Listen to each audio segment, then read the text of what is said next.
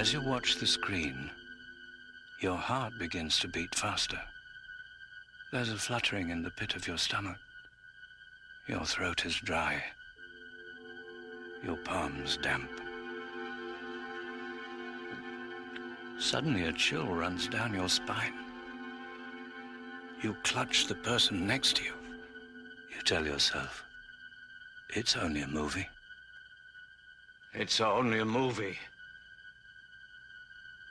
But sooner or later, it's time to go home.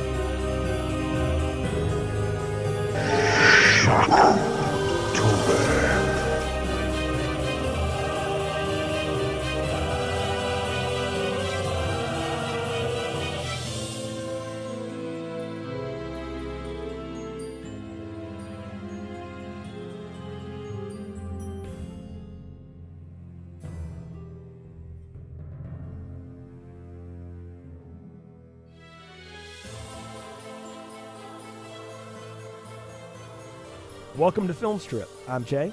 And I'm Ron. And this is our review of Friday the 13th, the final chapter. Yeah, right. Starring Kimberly Beck, Peter Barton, Corey Feldman, Alan Hayes, Joan Freeman, Crispin Glover, Barbara Howard, Judy Aronson, and Ted White, who hated the director so much apparently he has to have his name taken off the film. You left me that note. So, directed by Joseph Zito, who did Invasion USA that we've reviewed and Mission in Action.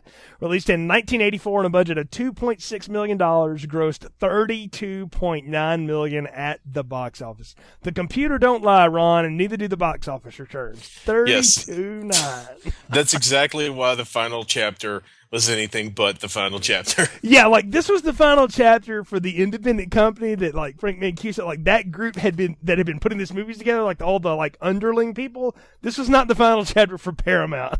They're like, y'all can do whatever you want. We'll just go on without you.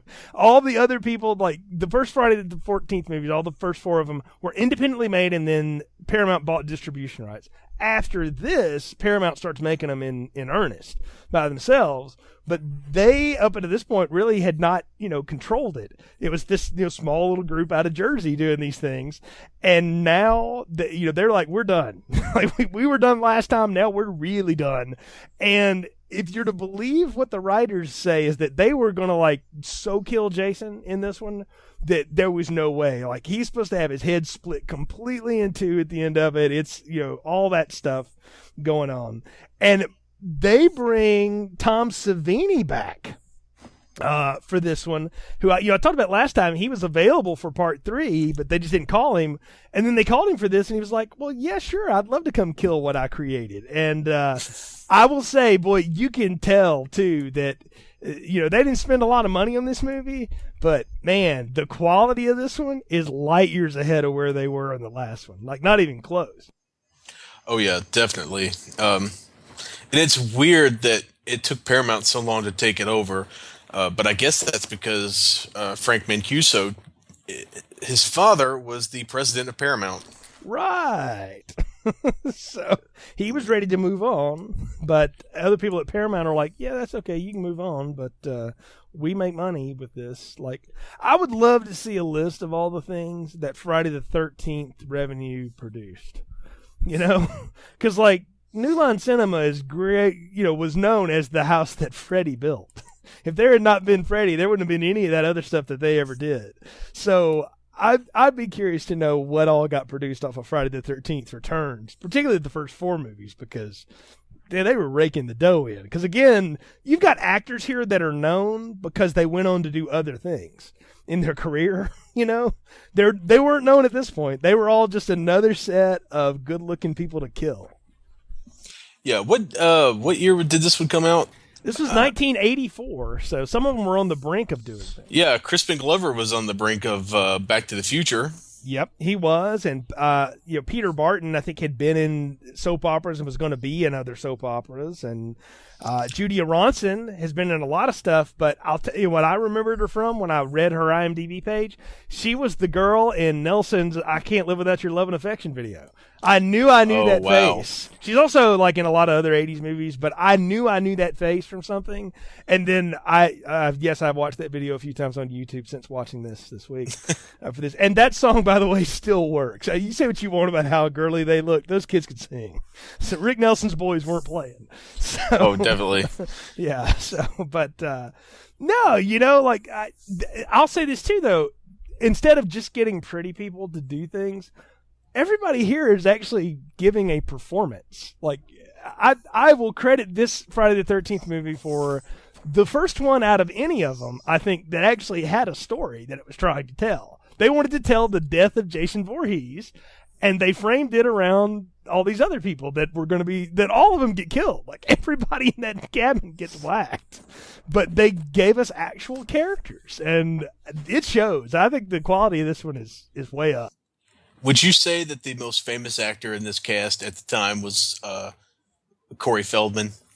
I think so. At this point, probably so. I mean, this is pre Goonies, pre Goonies, but he was still, he's on TV and he was in the Fox and the Hound. He was the voice in Fox and the Hound. Yeah. He was coming on. I mean, people knew him for that. If you hear Ted White, the guy that played Jason in this or whatever, he pretty much hated Corey Feldman on the set. Said he was a brat, couldn't stand him. He thought he was really good for that role because that role was supposed to be a bratty kid, and he sure enough was that. Yeah. So, but the director says, a lot of people like to complain about Corey, but he never complained. He did his takes. He did them multiple times. He was always on time. So clearly, he hadn't developed any of his substance problems to that point. So, but glad it looks like the failed man has mostly kicked that now in his life. Good for him. But this is before he really took off. But but you've got Crispin Glover here who gives a performance and he's a quirky dude anyway. But I think it's before anybody knew that. So I don't know. I liked it. I really thought the cast here was well put together for basically just being led to the slaughter. Yeah, it seems like they decided to do the reverse of Part 3 and cast people with some actual acting skills rather than just, the attractive people who are willing to take their clothes off and or get covered in corn syrup. Boy, I'll tell you, the taking clothes off and corn syrup stipulation in the contract clearly was in play here, though, because I think everybody gets naked except Crispin Glover and Corey Feldman and his sister. But like, at one point I thought even the mom maybe did. I mean, good grief, everybody in this movie is getting naked. Crispin Glover took his shirt off, which was weird. Which was weird because you don't think. But again, he's wearing long sleeves, so I don't know what time of year this is supposed to be. But so I think this is supposed to be the day after the last one. So this is Sunday the 15th now. Am I right about that? I believe so. Yeah, I think you're right. So this is technically like 1980. Well, they say still 1980, right? Well, no. They say that first movie took place in 1979. Okay, because they established that in this movie because we do get a gravestone statue shot of Pamela Voorhees' headstone buried on the side of the road, for some reason. And it's 1979, and then they say 5 years pass between those two. So this is supposed to be 1984. It's supposed to be the year that it comes out. So okay. So all of these last three movies are supposed to have been 1984. So which is I could buy for the most part. We talked about in the part 2 that it didn't look right because MTV hadn't hit yet. MTV had hit at this point, and all these kids kind of looked like they still dressed. They were dressing the right way this time. Yeah, that's definitely the case. This is definitely the decline of Western civilization to the metal years. Yes, all we needed was somebody in a pool chugging some vodka, and a band called Odin. But before we get into that, why don't you tell us what happens in this alleged final chapter, Ron? Sure thing. Picking up where the last two films left off on the same bloody weekend, Jason's body is taken to the morgue, where he mysteriously revives, kills, and makes his way back to the Crystal Lake area. Meanwhile, Tommy, his sister Trish, and their mother bump into another group of young people retreating to the area for some sun and fun, although it rains every night, so I don't know how it's actually going to be sunny. Once again, one by one, the bodies pile up until Rob, brother of a victim in part 2 shows up and warns Tommy about Jason, but he's still not able to avoid the killer himself. Eventually, Tommy distracts Jason while he's attacking Trish and turns the table on the killer, hacking him to bits and ending the nightmare once and for all. ... Or did it just begin? Yeah, because even though they were at the end, and yes, this is the end, somebody along the way told Savini, hey, don't split it down the middle, split the head down the side, because we might be coming back. And let's have Corey Feldman look weird into the camera, because maybe we'll go there. But we'll get there. So, you know what? I actually, our friend Brian that is going to be joining me coming up next week, starting the Nightmare on Elm Street series, and will culminate in that Freddy versus Jason that we've talked to before and did Last House on the Left with. I told him, because he's never seen any of the Friday the 13th movies at all, I said, all you need to do is watch part 4. Because it tells you everything you need from parts 1, 2, and 3, and sets up like the greatest kill scenes of each or whatever, and then it gets you into a new movie. I have told more than one person that too that doesn't know Friday the 13th. I'm like, just watch part 4. Really? So am I gonna? You're not really gonna miss anything. So just go watch part 4. Do you think that's a fair assessment? Yeah, that's definitely fair. It's weird because they really go out of their way to give us a greatest hits in the beginning, but clearly at this point, home video was getting to be more common, wasn't it? Right. Yeah, it was starting. Like 1984 was the beginning of that market in year, so you would think people would have seen these. Plus, they had been on cable at that point, so people would know them. Yeah, HBO was a thing.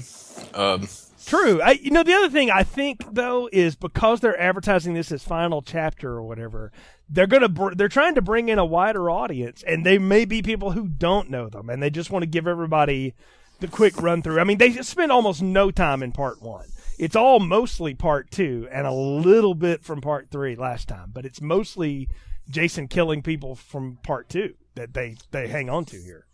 Yeah, I think it's because they realized that the movie was about 85 minutes, and they needed to lengthen it just a little bit more to make it feel like a real movie. I wonder if you cut it out, like if you would even hit 80 minutes. I really do think this one is fast. And that's not a complaint, by the way. It just may not make the required running time that was necessary when it's all said and done. But yeah, we do get a long kill scene, splatter shots at the beginning. And then I asked you a question here that was like, is Golan Globus now doing the titles? Because this feels like a Golan Globus explosion behind the mask and all that. I'm like, man, I've seen this before. And where's Chuck Norris? Yeah, you can definitely tell Joseph Zito's got some Golan Globus in his background, because that is very much a Braddock Missing in Action 3 style credit explosion. Yeah, I mean, it's American Ninja 3. I mean, it's what it feels like. I mean, it's kaboom, and then, but we don't get a cool song, though. That's the thing. The music in this one, it's like they just took what was left over again and just slapped it in there. That disappointed me. We got such a funky song last time. I kind of wanted something this time. I was hoping for like a nice Van Halen riff, something. or a little Cars. Maybe, yeah, 84. I mean, they have some Cars type music later on. They've got some other stuff. They've also got some like Lawrence Welk crap for some reason that people start playing. But I don't know, because it was cheap. I guess so.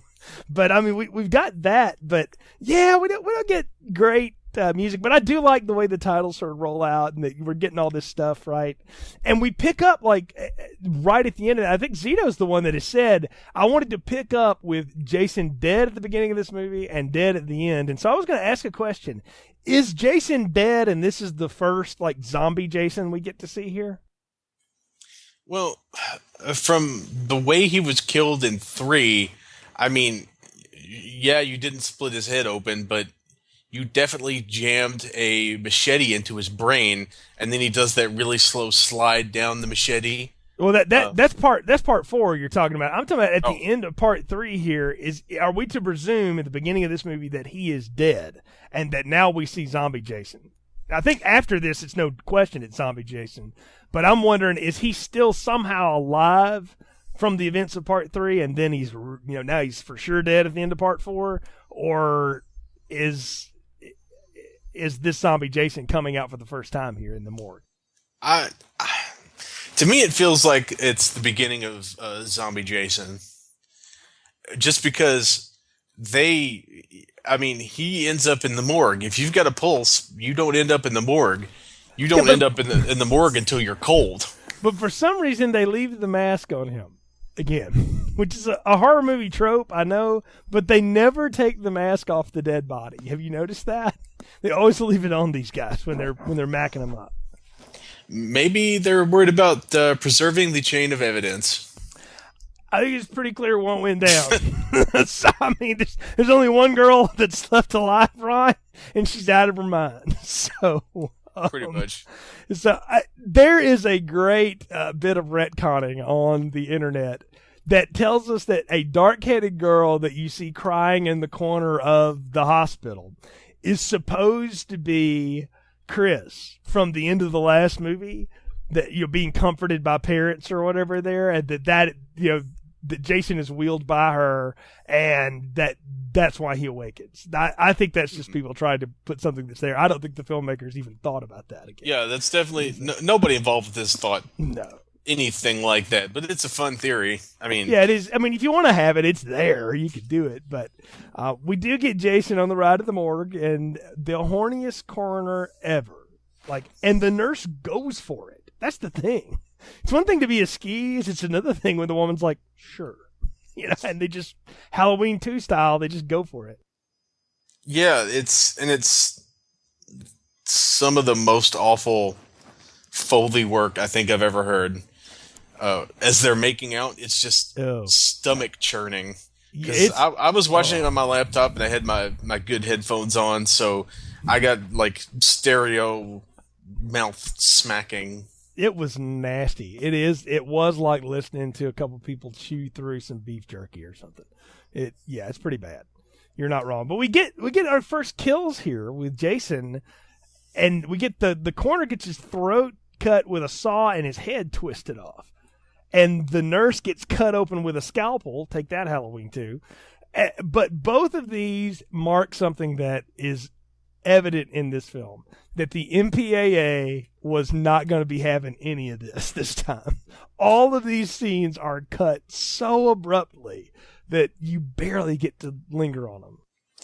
Yeah, that may be one of the reasons why they had to pad it out, because they ended up having to cut, I think it was 5 minutes from the movie. Yeah, there's a lot. Yeah, there's a lot of blood spray and a lot of Tom Savini's masterwork that I think we will never see. Oh, you can see it. It's on YouTube. The quality ain't great, but you can see the alternate takes and stuff, and it's just longer. Everything just lingers longer. The blood spurts more. It drips more. It gushes more. The nurse, you pan down and you see her start bleeding on the floor, basically. So it's grotesque, but it's what you expect and kind of want. It's the over-the-top part that makes this kind of movie fun to watch. Because the thing is and they did realize one thing from part 3: we don't need to introduce these serious little character nodes about people, because that just leaves everybody feeling icky and weird. We just need to have people that are there to get killed, and we need to kill them in really, really awesome looking ways. And they were right to think that. I think a lot of people will ding this movie for the overabundance of gore, but I actually think it makes it work. Yeah, I think it's a lot. I think it makes it super entertaining. This is probably my favorite one of the bunch. It's not hard to say that a lot of people love this one, and I'm going to hold off on rating it just yet, but it does hold up pretty well, and a lot of it is the effects. Tom Savini's really at work here and doing good stuff. So, and it seems like they have more cardboard characters for Jason to cut through, but it also seems like they're trying to make some of the kills mean more. You're supposed to get invested in these people. We talked about it last time that everybody was really pretty, and so they just had all these pretty people led to the slaughter. Well, they got pretty people this time, but they at least all have a character. They have a performance that they're trying to give. You have the two friends, Crispin Glover and his friend, that he's trying to get relationship advice, and the guy's like, the computer don't lie, you know, and he's giving him all that crap, and it's this terrible advice, you know, but it's like that buddy you would hang around with and would annoy the stew out of you, but you still loved him, you know, and you got the two guys up front, the one cool looking dude and the other party guy who's got a girlfriend but is, you know, looking to hook up and cheat on her any chance he can. And you've got the two girls next door who just meet up with them, and the first thing they want to do is go skinny dipping. I mean, you know, nobody's got any real depth here, you're right, but they're all like, you know, giving a performance. They're doing something. And I think it makes them more than just lambs to the slaughter. I think the other thing, too, is you've got a family unit out here that is, like, fully functioning. Like, instead of being visitors to the area, these people just live out here. Tommy, Trish, and Mrs. Jarvis. Yeah, I think that's definitely one of the things they decided to do was to make the character. Because honestly, in the first three, there are some people, like, I have to think about who they are because they're all kind of generic. You know, which dark-haired guy is this Right. one again? You know, Right. that kind of thing. But this one, you've got the sleazy Teddy the computer. You've got Crispin Glover. You've got the twins, who, funnily enough, I don't know if you read this one or not, but one of the twins auditioned. And when they found out or one of the girls auditioned, and when they found out she had a twin, they said, "Oh, bring her along. We'll cast her too." So both twins got in the movie because just pure luck. Well, I'm sure the capitalization on the idea of we can kill two girls, awesome. I mean, because at the time, you know what was hot? Those friggin' Double Mint commercials. And right? these two girls were in a Double Mint commercial. I thought they were. I was going to ask you that. And I'm sure somewhere or another, they're like, we can kill the Double Mint twins. Why not? I mean, that's exactly the kind of thing I would expect the producers of this film to go for. And it's not the wrong instinct. Right, no, and for all I know, those were the two Double Mint twins who ride up in the commercial. They ride up on the bike and stop, and that's why they're riding bikes when you first see them in this movie. I think you're exactly right. That's probably what people would know they're from, right? I mean, I thought it was pretty good. I enjoyed it. I enjoyed their performances, and not just because they're getting naked and they're a horn dog or whatever, but I thought they were funny. I mean, you've got one that's definitely more into the partying than the other one, and I do think that's kind of neat that they both get killed because one of them wants to stay and have a good time. You know? So. Yeah, that's again that just seems like because Frank Mancuso Jr. was done with it. I think he made them put more thought into it than perhaps they had been. Yeah, and I'm glad they did, right? I mean, we get, you know, the Pamela Voorhees grave marker that we've already talked about, right? And I'm like, who buried her out there? And who paid for that headstone? Those things are not cheap. So I'm like, who did that on the side of the road? And then what is with the mute hitchhiker? What did she just do to deserve to die with her banana in her hand? She made the mortal mistake of being a fat person. And hitchhiking, I guess. I guess. I mean, it's bad. So I mean, of all the kills in the film, I'm like, that one feels like we've gone 6 minutes without blood. We should probably have some blood. And I do understand this person was like an extra, like a PA on the set, and they're like, "Hey, you want to die?" And they're like, "Sure." So, and the only thing like Ted White told her was like, "I'm going to grab you by the hair. It'll be okay. Don't fight me. Just grip the banana and don't fight me." And so she's like, "Okay," and they went with it. So it's a pretty good looking kill, though. So I love how Mom is reading the paper though, and it's like already in the paper that a mass murderer is there, and like she's not freaking out by this at all. You know, and I'm like, maybe it's just because I live in the 2010s where we freak out about everything, you know, real or otherwise in the news, and I just am not used to Reagan era moms that were just like, "Oh, there's a mass murderer on the loose again. Oh well, it's like that time that woman poisoned the Camp Blood or whatever." I mean, you think she would know about it and be like, "Oh really?" No, it doesn't seem even like amused by it. It's like, where's the funnies? It's like it's not. It's like she's not aware that this happened like 2 campsites down from where they've got their palatial lakeside estate. There are like 4 stories with artwork about this in the paper a day and a half after it happens. I'm like, man, wow. People think news moves fast now. But yeah, that's just another. That's just one of the weird things about the movie. That I mean, this was the '80s. There was a panic about everything. I mean, right, like why weren't the Satanists getting blamed for this? Is what I yeah. want to Didn't know. Jason play Dungeons and Dragons? Couldn't Or we throw that in? something? Yeah, Yeah.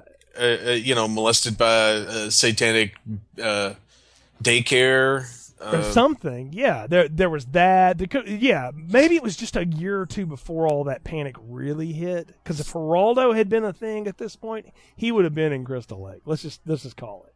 Okay, that would have been like, you know, from the side of this, you know, quaint New Jersey campsite, 40 dead people. So, it would have been like the search for Al Capone's vault, but like the search for Mrs. Voorhees' shack. Yeah, exactly. Mrs. Voorhees' head. You know, I mean, like, really, they would have been connecting dots everywhere in the internet age. There's no way that, like, hashtag Camp Blood, that would have been all over. But Mom's not even freaked out by it, right? But she is, you know, she's not freaked out by the murder going on, but she is freaked out by the fact that her son is going through puberty right before her eyes, watching naked people across the street. Yeah. American values. You know, all the blood and gore you want. No boobies. But to be fair, that's one of the more unsettling scenes in the movie. It is a little weird because I know they're not letting Corey Feldman watch Judy Aronson take off her shirt.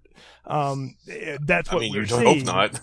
Well, I would hope they didn't do that to the poor kid. But his reaction to it is so strange. It's like he's coked out or something. It's really weird. I'm projecting a little on a kid here, but I mean, look, I was 8 once too. I didn't do that the first time I saw the female form. You know? Yeah, and I don't know. Maybe he was high. Maybe that's got something to do with it. Because I mean, it's not the first time it happens. Yeah. I mean, Judy Garland was on pills at that age, and Drew Barrymore was a full-fledged coke fiend by age 12. So you know, you never know. Maybe so. I just would love to know what Joseph Zito told him to do as direction for that, or because the thing is like the next day he goes to the lake with Trish or whatever, and they're having naked time out there, and like he just stops dead in his tracks, and I'm like, that's a more real reaction right there. It's just like what, and just he clears his eyes and just looks. I'm like, why didn't you do that last night? It seemed much more honest. That last night was just strange. It made me feel very icky. So yeah, it definitely felt weird. What's funny though is that none of these people like realize there's a kid on the bank, and they're all naked, and none of them are like, ooh, freaking out and covering up with it. They're just like, yeah, whatever. They asked them to come swimming. Yeah, like join us. Well, I think that one guy's hitting on Trish. Yeah, I'm pretty sure. I mean, he's like, ooh, upgrade.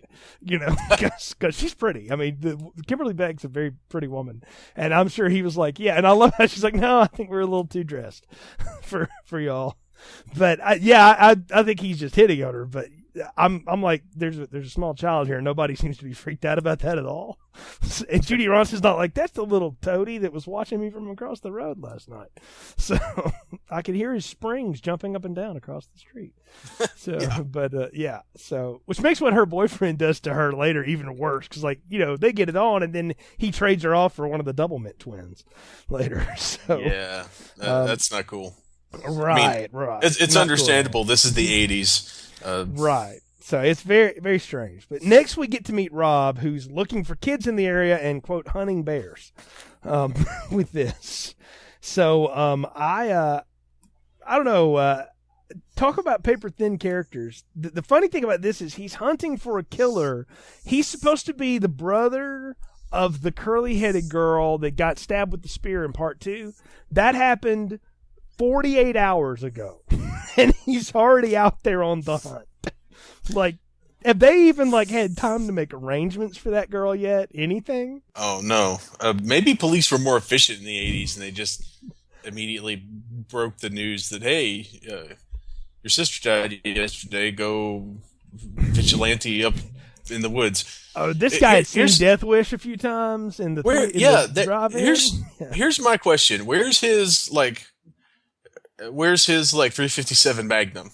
Right, he's got a .22 rifle. So I'm like, that's not going to do you any good, bro. I like 22's deadly, but not against Jason. So, yeah, where's his shotgun? Yeah, and you're definitely something. not gonna, and your hunting bears story falls completely flat because there's no way you're taking a bear down with a 22. No, not even close. I mean, So, if you like were inside some sort of tank and you just had all day to shoot it, maybe you could kill it. and you but hit it in both eyes, and then you would hope that it didn't Leonardo DiCaprio after it got a hold of you. So, I mean, because Leo shoots one with a friggin' musket and it still comes to get something. Spoiler alert for The Revenant, by the way.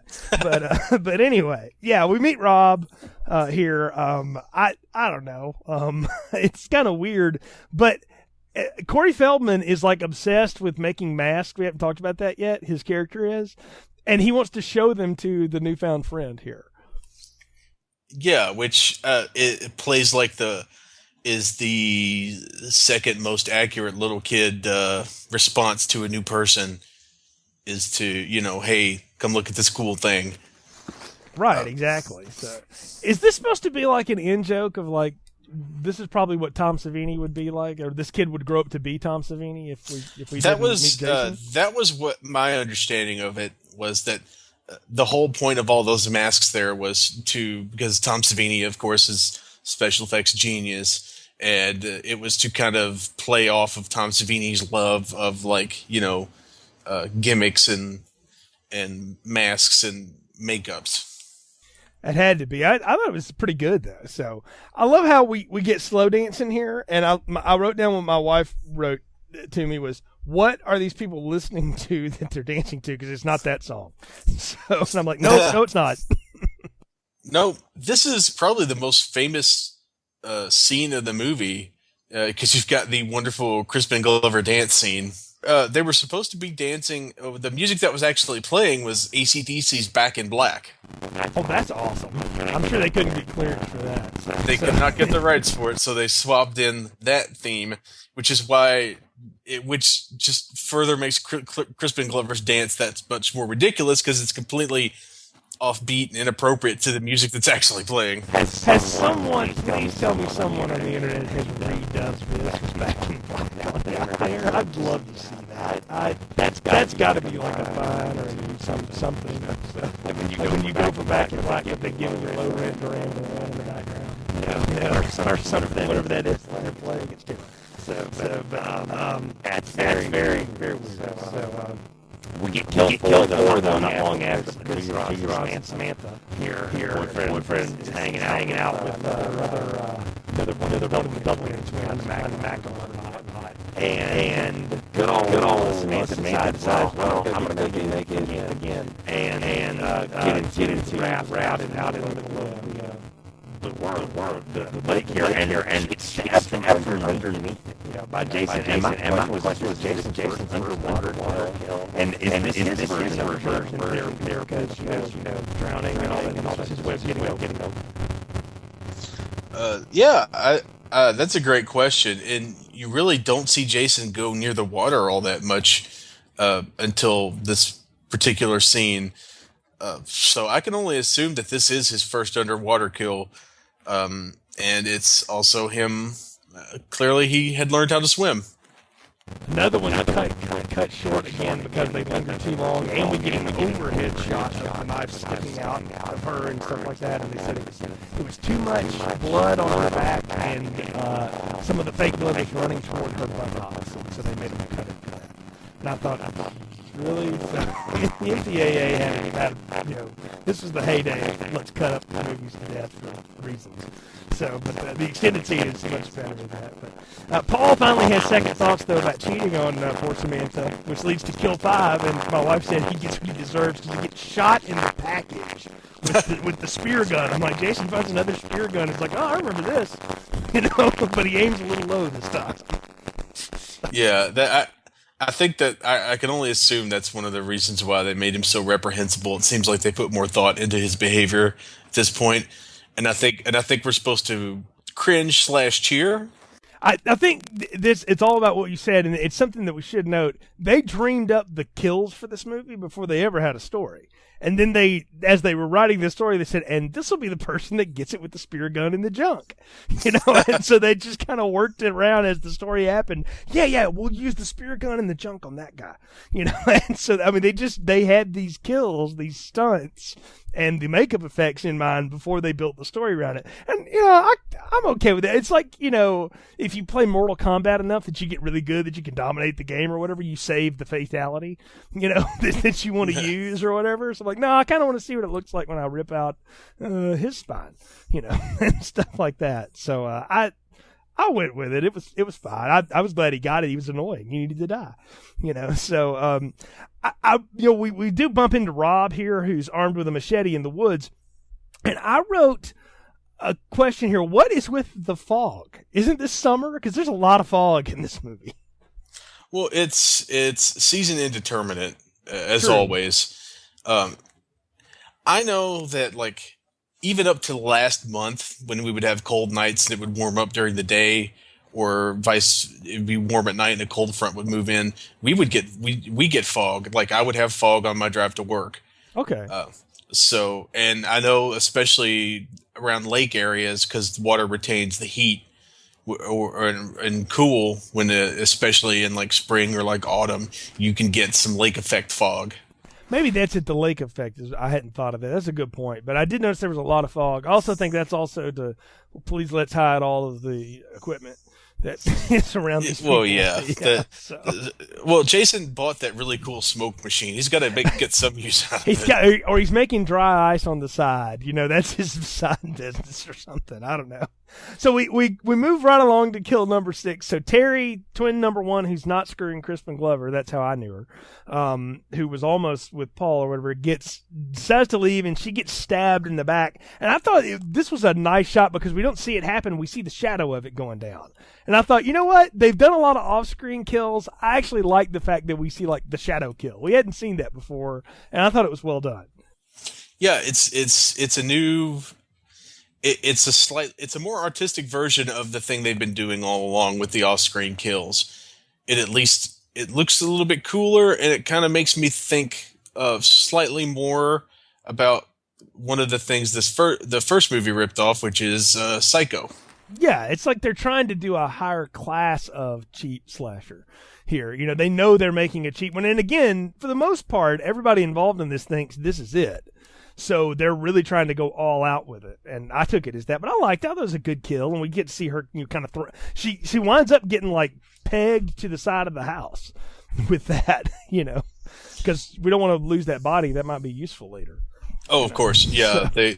It's really interesting to me how Jason takes the time out to carefully display all these corpses around for later in the again going back to the roots. This Friday the 13th is, if anything, is a ripoff of Halloween, right? And that's a big Michael Myers thing, is he makes decorations out of the things that he kills. I mean, he does. That's just what he does. And so it's kind of a prank. So I guess he's doing some of that. So I just assumed it was like a feng shui kind of thing.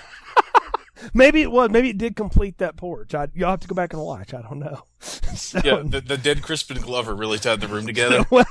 Well, you know what? We're going to get him in a little bit, so hold that thought. So Trish finds Rob's camp and learns why he's there. He lays out the whole thing, and he's out for revenge 2 days after she's killed. We've already kind of talked about that. But we see that somebody's been at his camp because his Week 22 has been snapped into pieces like Bigfoot using it for a toothpick or something. So I was like, well, I guess Jason was like, you think that's going to work? Well, just in case, you might get lucky. So I'm not taking any chances. So is Rob meant to be like a possible misdirect? I think they're playing with that, but come on, like they don't even set it up right if that's the case. But he does have a machete.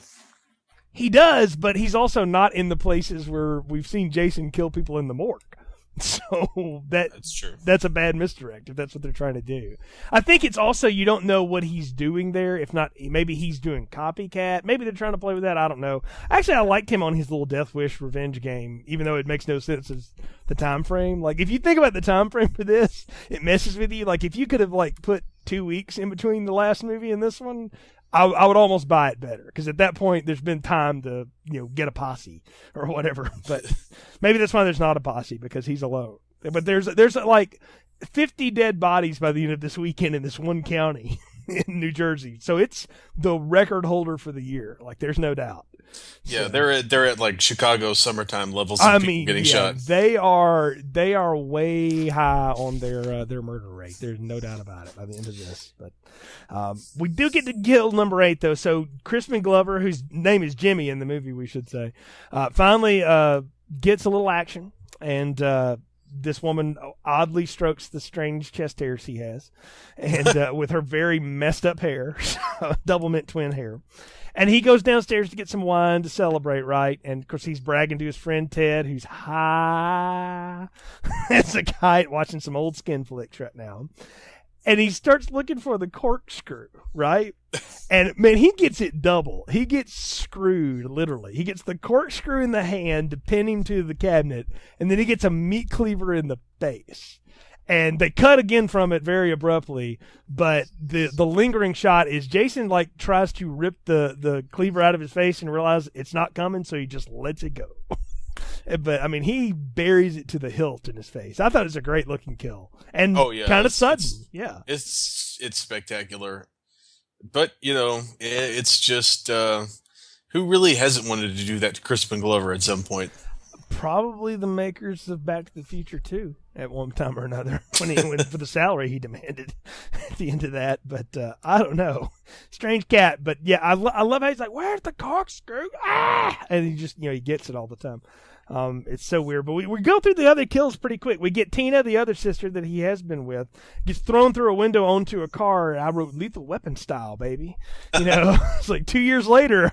Like Joel Silver saw this and was like, I'm totally doing that, except my girl's not going to fall off the side like that poor stunt girl did. I mean, that stunt woman took a shot. She falls off the side of that station wagon to the ground. I'm like, oh, that looks like one of those takes where she was supposed to land on the roof, and then they were like, can we do that again? And she's like, no. So, yeah. I'm wearing a shirt, and you've got the rain machine on. So I bet the union called on that, was like, guys, you can't do that.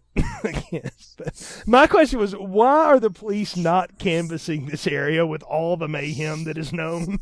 There are enough of them. There were enough of them at the dang farm. Why aren't they walking around going, hey, have y'all seen any dead people? Because there's like a 20 over here. So this is just down the road. I'm blown away by the lack of cops in this film.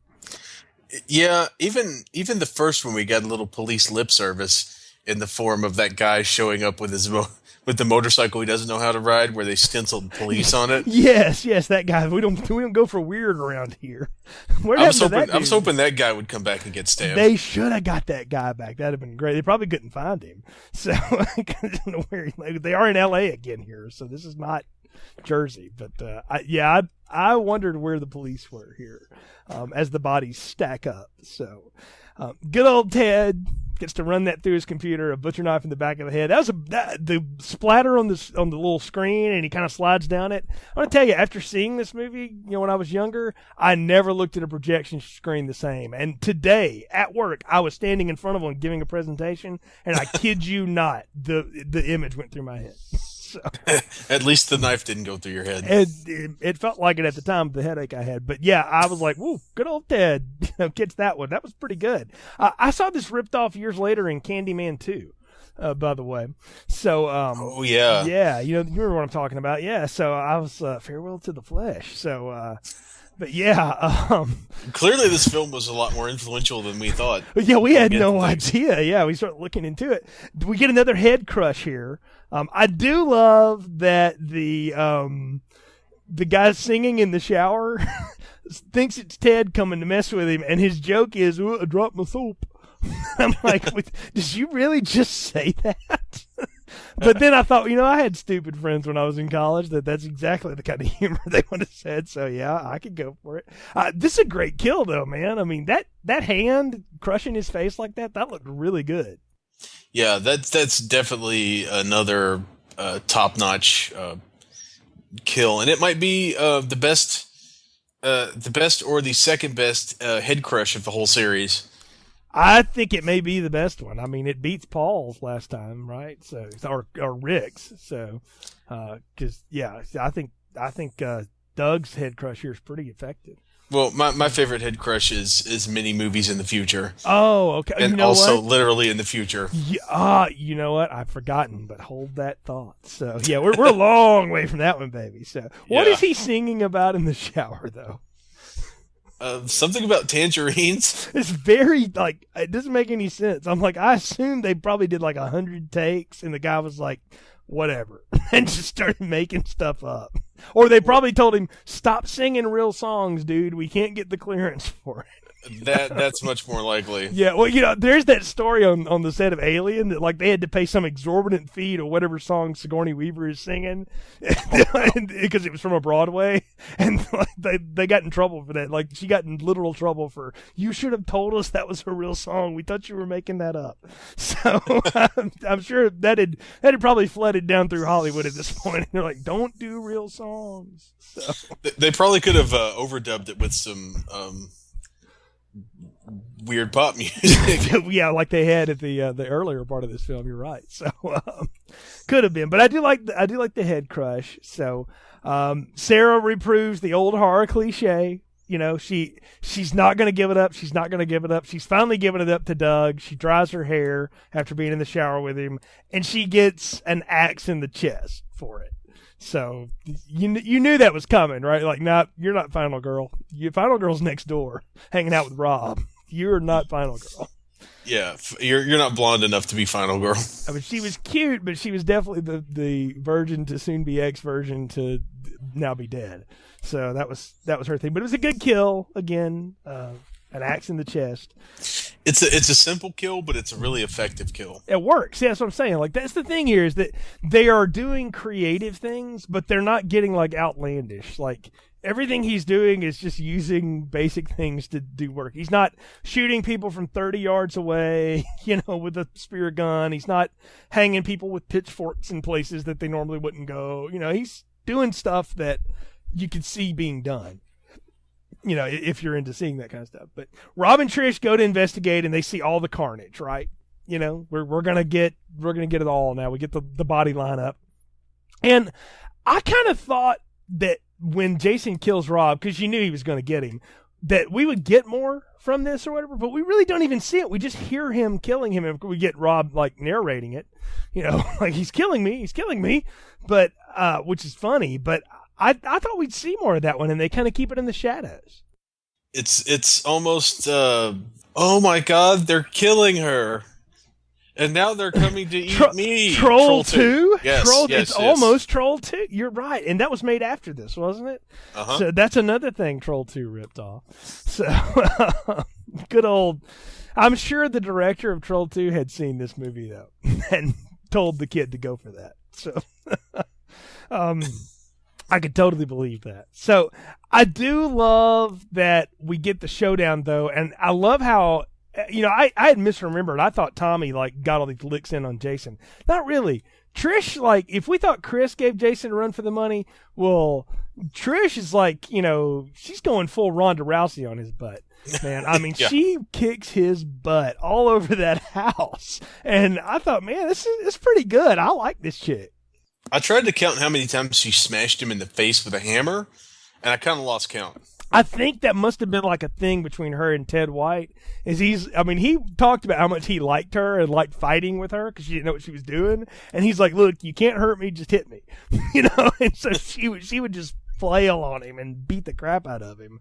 And it's deleted or whatever, but when he gets killed in the end, by Tommy with the machete, it's supposed to be because he reaches out for Trish and he accidentally grabs her chest, and that freezes him, and then that gives Tommy the opening. But what happened? They ended up going like the MPAA said, "There's absolutely no way we're letting you do that." and the actress was for it. She's like, "Sure, let's do it." And then they're like, "No, no, no." And so instead, they came up with you got to knock his mask off. Which they had intended to do all along. I was heard is that they wanted to cut that hockey mask off of him. And let's talk about the end here and how it goes down. What'd you make of Jason's final out here? To me, it's one of the most indelible images of the entire series.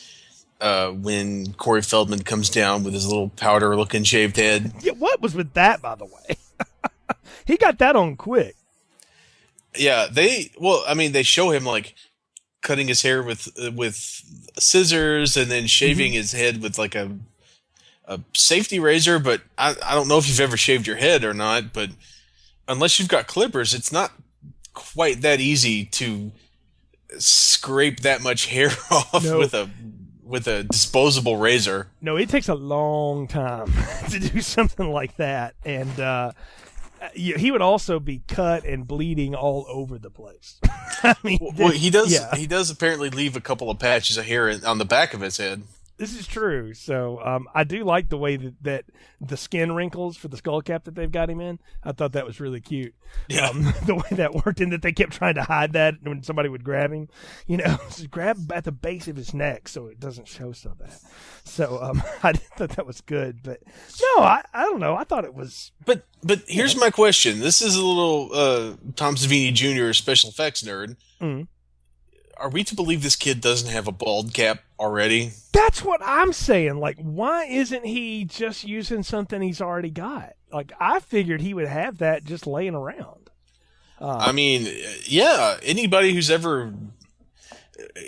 got more than like 3 Halloweens under their belt has at least a wig or a bald cap or some kind of thing. And clearly, we know this kid's in love with monster effects. He's going to have like his little Lon Chaney Jr.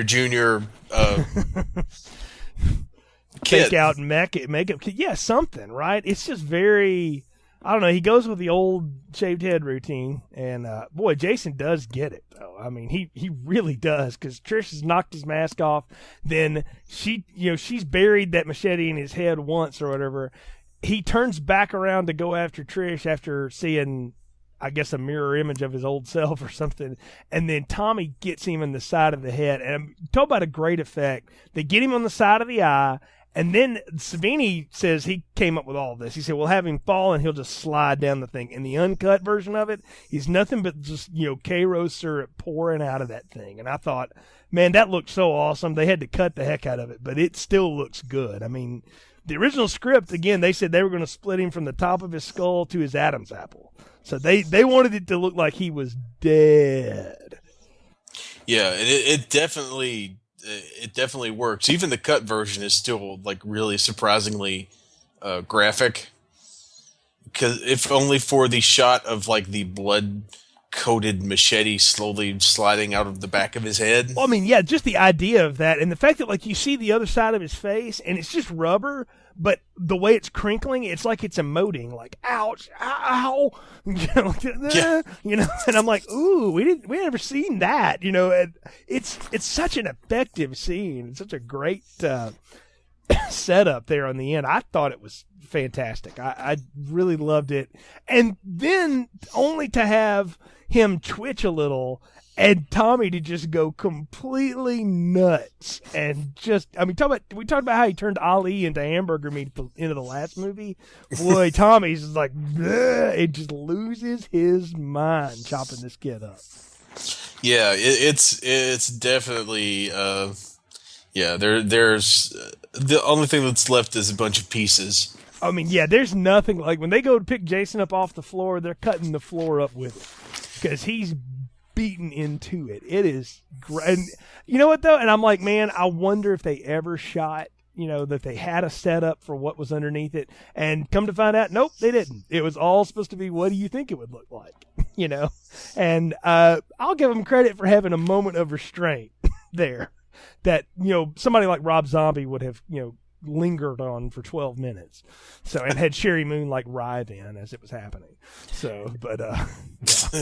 So Yeah, it's definitely. I think it's actually more effective. You've already seen the big shot. You've already seen the money shot Right. of him getting the machete stuck in the side of his face. All the rest of it is just Jason levels of overkill, and I think it's more effective given the ending that they focus on Corey Feldman having a psychobilly freakout. Exactly. Yeah, I love that. And then we get a Coda in the hospital here, right?